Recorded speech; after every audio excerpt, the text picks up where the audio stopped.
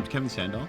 I'm the CEO of Covalience. So what we do at Covalience is we provide custom software development teams that help companies that need additional capacity in order to be able to get their projects and their software development systems built out.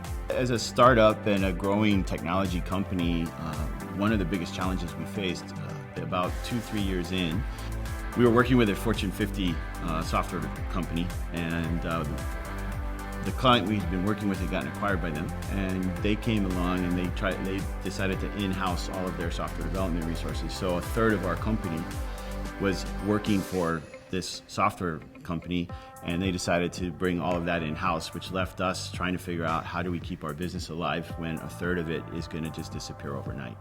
And so that was a big challenge for us. How do you deal with that level of business going out? So there was really kind of two different parts to that. The first was, how do you deal with the problem at the moment? And so we had to do a lot of really deep soul searching as a management team.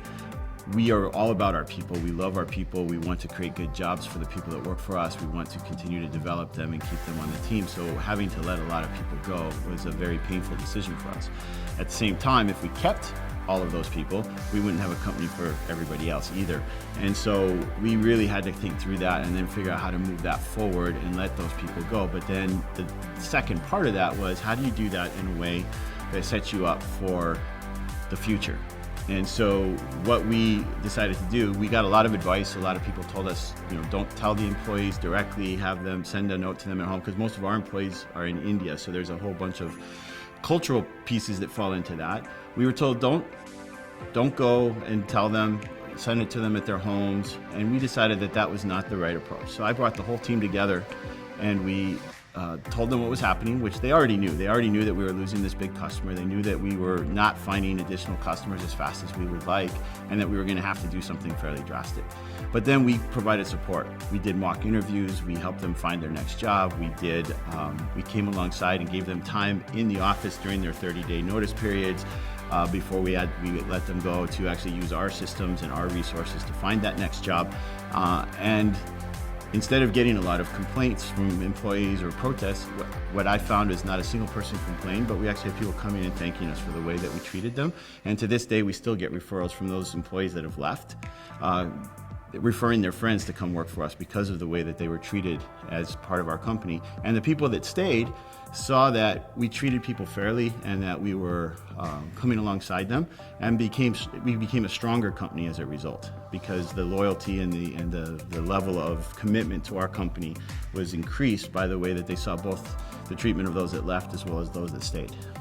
So in our company, we have 4 core values that we've had since day one. We set those out and made those a very important part of who we are. And those 4 core values are honesty, servanthood, stewardship, and community. And we've made it a very intentional point to emphasize those, to reinforce those with our employees and in our culture at large. As a leader in our organization, I have to live those out every day, because our employees, they're listening to what I say, but more importantly, they're watching everything I do. And so as a leader, living out those core values day in and day out is very important to setting that tone throughout our organization and showing our company as a whole that these are important. They're an important part of who we are. And so there's been times when we've had challenges, and our entire team is watching, how do you deal with that challenge? We had a site that we launched get hacked the day we launched it. And everybody was watching. Are we going to get fired? Are we going to, be yelled at? But when we came in and came alongside and said, look, our first and foremost thing is to serve our customer and get it straightened out.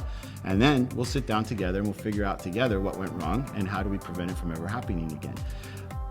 As they see that type of treatment, then they in turn start to work that way with their teams and with their future employees that come into our company. And so we've been able to see a culture that's almost like a family develop within our company, because it starts at the top and they see how they're treated and how we lead in our actions as well as in our words.